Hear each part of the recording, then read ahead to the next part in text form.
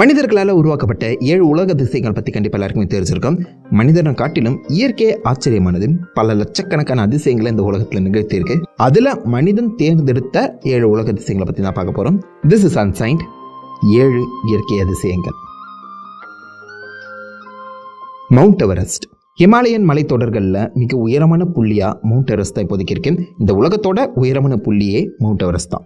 8.8 kilometre உயரம், அதாவது கிட்டத்தட்ட 29,000 அடி உயரம். அந்த மலைத்தொடர்களில் பல பெரிய மலைகள் இருந்தாலும் கடல் மட்டத்திலிருந்து மிக உயரமான புள்ளி, மிக ஹையஸ்ட் பாயிண்ட் மவுண்ட் எவரெஸ்ட் தாங்கிற மாதிரி கொடுக்கப்பட்டிருக்கு. இதுக்காக மவுண்ட் எவரெஸ்ட் தான் உயரமான மலையை நீங்க நினைக்க கூடாது.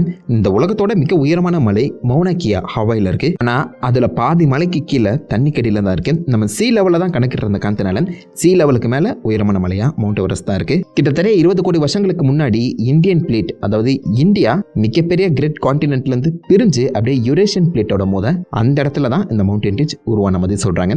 பலாயிரக்கணக்கான எரிமலைகளும் மிக பிரம்மாண்டமான இமயமலைகளும் இருக்கு. அண்ட் ஒரு மிகப்பெரிய டூரிஸ்ட் அட்ராக்ஷன். ஒரு வருஷத்துக்கு மட்டுமே 10,000க்கும் அதிகமான பேர் இந்த மலையை ஏறி தொட்டு பார்த்துடணும் அப்படிங்கிற ஒரு எண்ணத்திலே வராங்களாம்.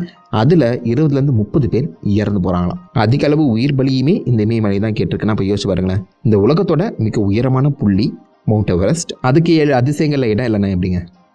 குவானாபாரா பே, பிரேசில் நாட்டு ரியோ டி ஜெனீரோவில் இருக்க ஒரு மிக முக்கியமான அட்ராக்ஷன் குவானாபாரா பே.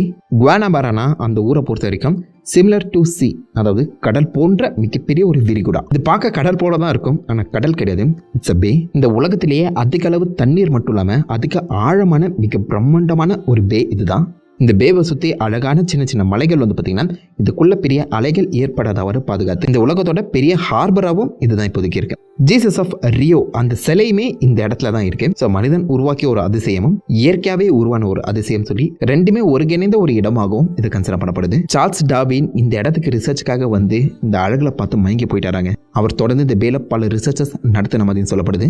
இந்த பேக்குள்ள மட்டுமே 130 வித்தியாசமான குட்டி குட்டி தீவுகள் இருக்கா. அண்ட் கிட்டத்தட்ட 412 சதுர கிலோமீட்டர் மிகப்பெரிய ஒரு பரப்பளவை இந்த ஒரு பே வந்து பார்த்தீங்கன்னா கலெக்ட் பண்ணி மொத்தமாக ஹோல்ட் பண்ணியிருக்கு. ரொம்ப அழகான மிக பிரம்மாண்டமான ஒரு இடம். நிறைய வெரைட்டி ஆஃப் எக்கோ சிஸ்டமுக்கு பார்த்தீங்கன்னா இந்த பே அடித்தளம் போட்டு கொடுத்ததாகவும் சொல்லப்படுது. இந்த பேவை யாருமே அசுத்தப்படுத்தக்கூடாது அப்படிங்கிறது ஒரு மிகப்பெரிய கண்டிஷனாகவே அந்த நாட்டு மக்கள் ஃபாலோ பண்ணிட்டு இருக்காங்க.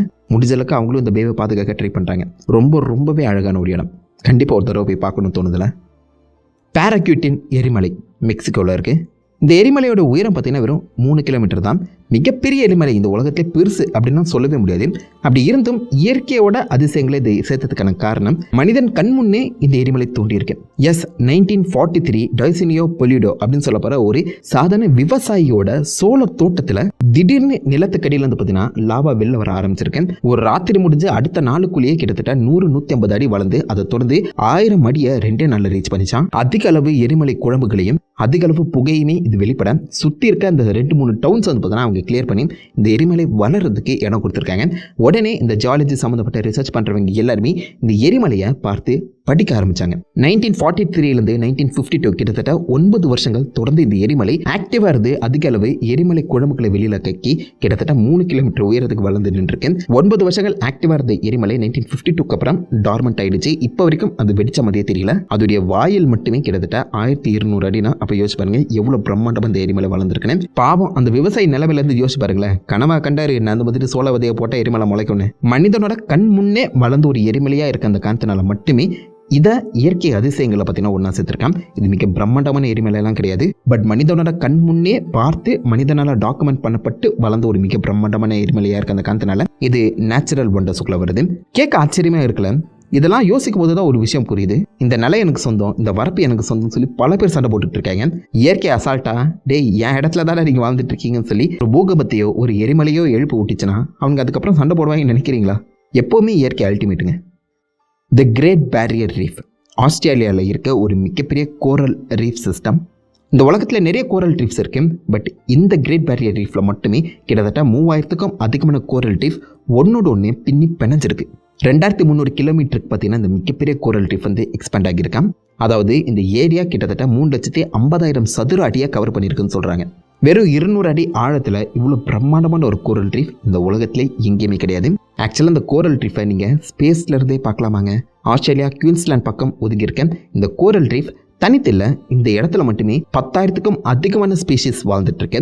மீன் இனங்கள்னு எடுத்து பார்க்கும்போது இந்த உலகத்தோட 20% மீன் இனங்கள், மீன் வெரைட்டிஸ் வந்து பார்த்தீங்கன்னா இந்த இடத்துல தான் இருக்கான். இன்னும் இதுல இருந்து கண்டுபிடிக்கப்படாத நிறைய வெரைட்டி ஸ்பீஷிஸ்லாம் இருக்க தான் செய்யுது. பல லட்சம் அண்ட் வெரைட்டிஸ் ஆஃப் உயிர்களுக்கு அடைக்கலமாக இந்த இடம் இருக்குன்னு சொல்றாங்க. 1981 வேர்ல்ட் ஹெரிட்டேஜ் சைட்டாக இதை வந்து அனௌன்ஸ் பண்ணி 1997 உலகத்தோட 7 இயற்கை அதிசயங்களை இதை சேர்க்குறாங்க. இந்த இடத்துல யாருமே எந்த ஒரு மாசுபாடும் பண்ணவே கூடாது. இட்ஸ் இல்லீகலாங்க. இவ்வளோ பிரம்மாண்டமான ஒரு கோரல் ரீஃபில் லட்சக்கணக்கான உயிர்கள் வாழ்ந்து அந்த மொத்த இடத்தையுமே செழிப்பாக வச்சுருக்கான். ஐ மீன் டெக்னிக்கலாக உயிர்களாலேயே உருவாக்கப்பட்ட ஒரு இயற்கை அதிசயம் இதுதான். எவ்வளோ அழகாக இருக்குல்ல. இங்கெல்லாம் மீன் பிடிக்க போயிடாதீங்க, வச்சு செஞ்சு விட்டுருவாங்க. ஜாம்பியா, ஜிம்பாப்வேல இருக்க விக்டோரியா ஃபால்ஸ். டேவிட் லிவிங்ஸ்டோன் அப்படிங்கிற ஒருத்தரால் 1855 கண்டுபிடிக்கப்பட்ட இந்த விக்டோரியா ஃபால்ஸுக்கு அப்போதைக்கு இந்த இங்கிலாண்டோட குவீனாக இருந்த குவீன் விக்டோரியாவோட பேரை வந்து பார்த்தீங்கன்னா கொடுத்துருக்காங்க. அதனால தான் விக்டோரியா ஃபால்ஸுங்கிற பேருமே வந்திருக்கு. பட் அந்த ஒரு லோக்கல் மக்கள் இதுக்கு ஒரு பேர் கொடுத்துருப்பாங்களே, மொசியோட்டோனியா, இடிகளை எழுப்பக்கூடிய புகைமூட்டம் அப்படிங்கிறது அர்த்தம். ஏன்னா இந்த அளவுக்கு அதிகமான தண்ணீர் வந்து விழும்போது அந்த தண்ணீர் மேலே சிதறி ஒரு ஸ்மோக் மாதிரி, ஃபாக் மாதிரி ஒரு விஷயத்தை பற்றின உருவாக்கும். அண்ட் இந்த விக்டோரியா ஃபால்ஸ் எழுப்பக்கூடிய அந்த சத்தம் இங்கேருந்து 20 கிலோமீட்டர் தள்ளி இருந்தாலும் உங்களுக்கு கேட்குமா. அந்த அளவுக்கு அதிக அளவு தண்ணீர் வந்து விழக்கூடிய ஒரு மிக பிரம்மாண்டமான ஃபாலாக இருக்கு. இதோட உயரம் 150 to 200 அடி தான் இருக்கும். மிக உயரமான நீர்வீழ்ச்சி கிடையாது, பட் அதிக அளவு தண்ணீர் வந்து விழக்கூடிய ஒரு நீர்வீழ்ச்சியாக தான் கன்சிடர் பண்ணப்படுது. 2700 கிலோமீட்டர் நீளமுள்ள ஒரு மிகப்பெரிய ஜாம்பசி ரிவர் முடிகிற ஒரு இடமா இதாங்க இருக்கு. இதுக்கப்புறம் இந்த தண்ணீர் இந்தியன் ஓஷன்ல தான் கலக்குமா.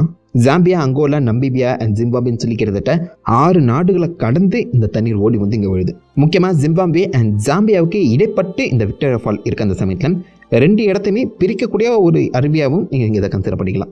இது உலக அதிசயங்களில் சேர்க்கப்பட்டதுக்கான முக்கியமான காரணம் இதோடைய அந்த விட்டம் இருக்குல்ல, கிட்டத்தட்ட 5600 அடி. இவ்வளோ வைடாக, இவ்வளோ அகலமான ஒரு நீர்வீழ்ச்சி இந்த உலகத்திலே கிடையாது. அதனாலேயே இதை வந்து பார்த்தீங்கன்னா உலக அதிசயங்களை சேர்த்துருக்காங்க. ரொம்ப ஃபேமஸான நயகரா ஃபால்ஸை பற்றி எல்லாருக்குமே தெரிஞ்சிருக்கும். நயகரா ஃபால்ஸை விட இது 2 மடங்கு பெருசு. செம ஸ்ட்ராங்கான பவர்ஃபுல்லான ஒரு கரண்ட் சிஸ்டம் பற்றி நீங்கள் இருக்கேன். அதாவது அங்கே ஓட்டுற தண்ணியில் மாட்டிக்கிட்டீங்கன்னா உங்களை அது இழுத்துட்டு போயிட்டே இருக்கும். ஆனால் இந்த இடத்துலையுமே முக்கியமாக டெபிள்ஸ் பூல்னு சொல்ல போகிற ஒரு இடத்துல அந்த ஃபோர்ஸ் ஆஃப் கரண்ட் பார்த்தீங்கன்னா கம்மியாக இருக்கும். ஸோ அந்த இடத்துல ஆக்சுவலாக டூரிஸ்ட் போய் ஜாலியாக குளிச்சு என்ஜாய் பண்ணலாமாங்க. ஆனால் மாட்டிக்கிட்டீங்க, அவ்வளோதான், சோழி முடிஞ்சு. பல நூற்றுக்கணக்கான அழியும் தருவாயில் மாட்டியிருக்கக்கூடிய பறவை இனங்களுக்கு இந்த விக்டோரியா ஃபால்ஸ் ஒரு சரணாலயமாக இருக்கான். பல அழியும் தருவாயில் மாட்டியிருக்க அந்த பேர்ட் ஸ்பீஷீஸை பார்த்தீங்கன்னா இந்த விக்டோரியா ஃபால்ஸ் தான் காப்பாற்றிட்டு இருக்குன்னு சொல்கிறாங்க. வீடியோவில் பார்க்கும்போது இவ்வளோ பயங்கரமாக இருக்கே, நேரில் பார்த்தா எப்படி இருக்கும். கிராண்ட் கேன்யான் மாபெரும் பள்ளத்தாக்கு. USA அரிசோனாவில் இருக்கக்கூடிய இந்த பிரம்மாண்டமான பள்ளத்தாக்கு ஒரு சின்ன ஆறு மூலியமாக உருவாச்சுன்னு சொன்னவங்களால நம்ப முடியுதா? கொலராடோ ரிவர்னு சொல்லி ஒரு ஆறு 6லேருந்து 10 கோடி வருஷங்களுக்கு முன்னாடி ஒரு சின்ன ஊற்றா ஆரம்பிச்சு சுற்றி இருக்கக்கூடிய மணல் துகள்களை அரிச்சு இந்த அளவுக்கு ஒரு மிகப்பெரிய பள்ளத்தாக்கி உருவாக்கியிருக்கான். 440 கிலோமீட்டர் அளவு நீளமும் 30 கிலோமீட்டர் அகலமும் கிட்டத்தட்ட 1 கிலோமீட்டர் ஆழமும் கொண்டிருக்கேன். இந்த பிரம்மாண்டமான கேன்யான் ஒரு சின்ன ஆற்றாலேயே உருவாக்கப்பட்டிருக்குன்னு சொன்னால் நம்ப முடியாம தாங்க இருக்கேன்.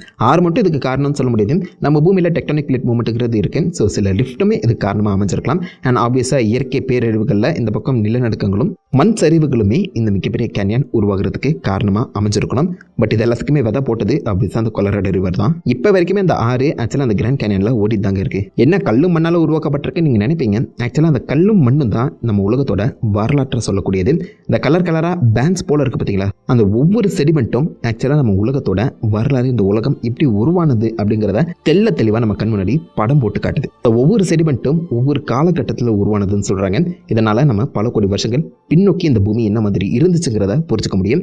அதுலேயுமே முக்கியமாக சில இடங்களுக்கு நடுவில் அந்த செடிமெண்ட் கேப்புங்கிறது பார்த்தீங்கன்னா ஏற்பட்டிருக்கு. இந்த செடிமெண்ட் கேப் கிட்டத்தட்ட 10லேருந்து 20 கோடி வருஷங்களை மறைச்சிருக்காங்க. இந்த சமயத்தில் ஐஸ் ஏஜ் நடந்திருக்கலாம், இல்லை இந்த இடத்துல செடிமெண்ட் உருவாகாமல் போகிறதுக்கு வேற பல காரணங்களும் இருந்திருக்கலாம். பட் டெக்னிக்கலாக இந்த இடத்துல அந்த செடிமெண்ட் வந்து பார்த்தீங்கன்னா 10 கோடி வருஷங்களா மறைச்சிருக்குன்னு சொல்லி அது ஒரு தனி ரிசர்ச்சாக நடந்துட்டு இருக்கு. அண்ட் சொன்னால் நம்ப மாட்டீங்க, இந்த கிராண்ட் கேன்யானில் விஷ்ணு டெம்பிள், சிவா டெம்பிள்லாம் இருக்குங்க. ஐ மீன் இந்த ரிசர்ச் பண்ணவங்க நிறைய பேர் சில மலை முகடுகளுக்கு விஷ்ணு டெம்பிள், சிவா டெம்பிள்ங்கிற பேர்லாம் கொடுத்துருக்காங்க. பல நூற்றுக்கணக்கான உயிரினங்கள் வாழக்கூடிய ஒரு மிகப்பெரிய மேமல் சரணாலயம் அது இருக்கான். அண்ட் இந்த உலகத்தோட பல உண்மைகளையுமே இது மறைச்சு வச்சிருக்குன்னு சொல்லி தொடர்ந்து இதை பற்றின ரிசர்ச் நடந்துக்கிட்டே தான் இருக்கு. ஒரு பிரமிப்பாக இருக்குங்க பார்க்கவே. அரோரா போரியாலிஸ். வடதுருவம் தென்துருவம் பக்கம் நீங்கள் போனீங்கன்னா அதிக அளவு இந்த வானத்தில் நடனமாடக்கூடிய இந்த அழகிய வெளிச்சத்தை உங்களால் பார்க்க முடியும். இதை அரோராஸ்ன்னு சொல்லி கூப்பிடுவாங்க. இந்த அரோராஸ் உருவாகிறதுக்கு மிக முக்கியமான காரணம் நம்ம சூரியன் தான். சூரியன் அனுப்பக்கூடிய அந்த சார்ஜ்டு பார்ட்டிகல்ஸ் நம்ம பூமியோட இந்த மேக்னெட்டோஸ்பியர் கூட மோதி நம்ம அட்மாஸ்பியரில் இருக்கக்கூடிய இந்த நைட்ரஜன், ஆக்சிஜன் அயான்ஸ் கூட ரியாக்ட் ஆகி அந்த அழகான வெளிச்சத்தை வெளிப்படுத்துது. ஆக்சிஜன் வந்து பச்சை கலரையும், நைட்ரஜன் ஆக்சுவலாக இந்த நீலம் கலர்ந்த ஒரு பர்பிள் கலரையுமே வெளிப்படுத்துமா. இது எல்லாமே ஒன்றா சேர்ந்து தான் வானத்தில் அழகான இந்த அரோரா போரியாலிஸ்ன்னு சொல்லப்படுற அந்த வெளிச்சத்தை உருவாக்கி காமிக்குது. ஸோ ஒரு பக்கம் சூரியனும் இன்னொரு பக்கம் நம்ம பூமியோட வளிமண்டலமும் ஒன்றா சேர்ந்து இந்த மிக அழகான அதிசயத்தை உருவாக்குது. ஆனால் ஒரு வருத்தம், நம்ம இந்தியாவிலேருந்து இதை பார்க்கவே முடியாது.